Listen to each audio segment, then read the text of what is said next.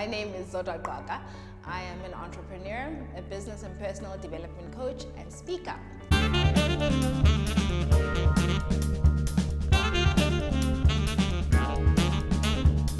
I live in Queenstown, and I have been running several businesses here with my husband. One of them was because it no longer exists, Delivery Chap, our first baby entrepreneurial venture. It was an errand company, did really well for the time that it lasted, and then it just didn't do well anymore, and we decided to cut our losses, follow passion and purpose, and venture into human development. That explained is training and coaching in different shapes and forms.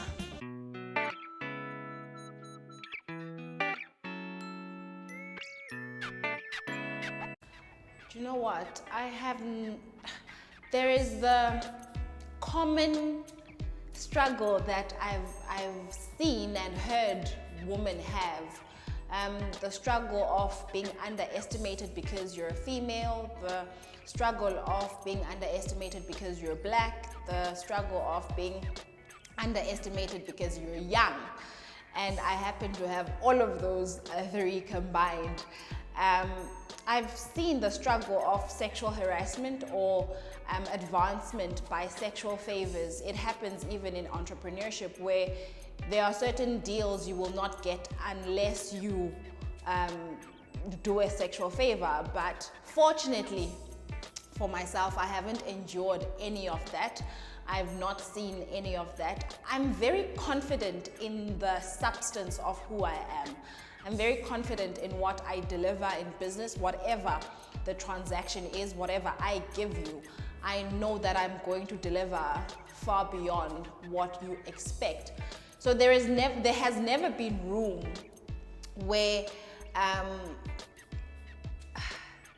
I've had to give more than what I had to, because what I had to has always been enough, and I've always presented it in a way where the person receiving what I'm giving feels like it is more than enough. But not to say that the women that have gone through such things don't give enough, but the one struggle that I do know for sure is that when you are a woman, especially a wife and a mom, this is now what I'm going through. When you're a wife and a mom, you have responsibilities that you really cannot delegate to anybody else. You have to be a mother.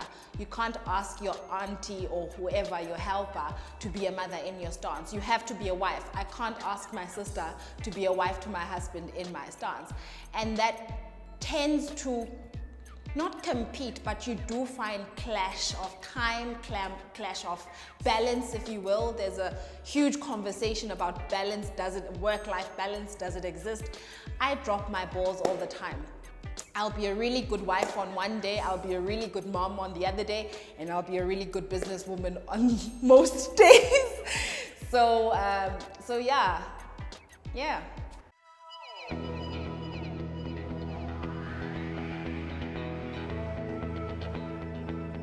Be blind to the glamour of it all, because it is not glamorous, especially in the beginning, especially in the startup phase.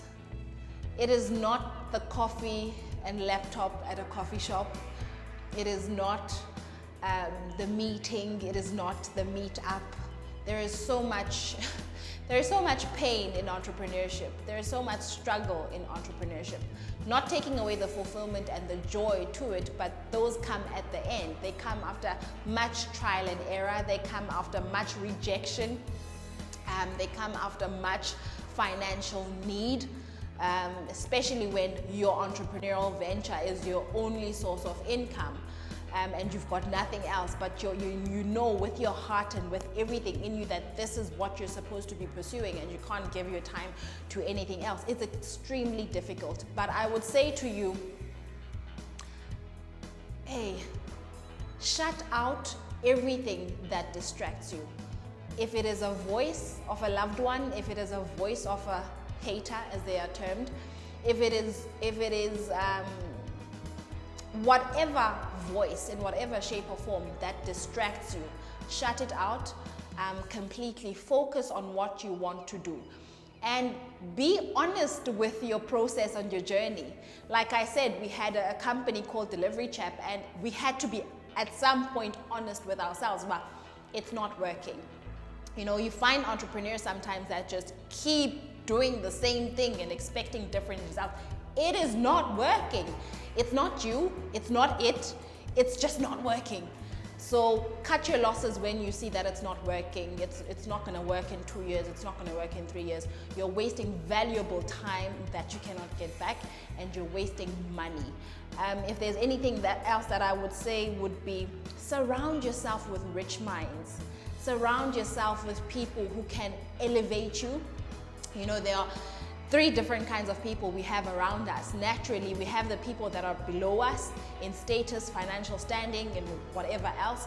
We have people that are our peers, we're in the same level, and then you have people that are above you financially, status-wise. So always make sure that you have people that are above you, because you definitely have peers and you definitely have people that are beneath you by circumstance, but always make sure you have people you can learn from and people that can pull you up as you grow, because you're going to learn financial. See, I have so many rich people around me. Some of them call me their friends. Some of them call me a celebrity. I'm like, oh. But I have really well-established people around me, and I learn as much as I can. Let me tell you something that one told me. I had a coffee date with him, and I asked him, what is your secret to success? Why do you have so much, not why, but how do you have so much money and you just keep making more? And one of the many great things he said was, you can't control what you earn. You can only control what you spend. I was like, light bulb moment, right? So if you're earning 10,000 Rand, it is on you whether or not you want to spend 9,000 Rand of that 10 or 5,000 Rand of that 10, and then have cash that is readily available for emergencies or whatever. But that was just one of the many things. So I learned things like that from people, having people that are more established than me.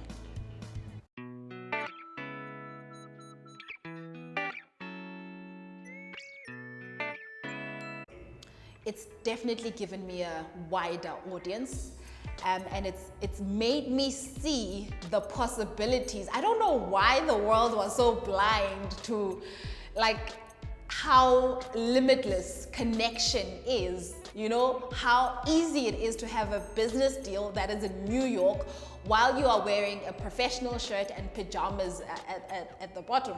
You know, so the greatest thing about COVID has been that it has, you know, exposed just how easy it is to have business connections globally. It has exposed, not even globally, like East London, PE, and it has in a way made interactions and meetings and everything cheaper, because now I no longer have the perception of having to drive to East London, have to drive to PE, unless I really have to or want to, but I can just have it's first nature now to have an online meeting than we would a physical meeting where we're gonna meet at a coffee shop or whatever.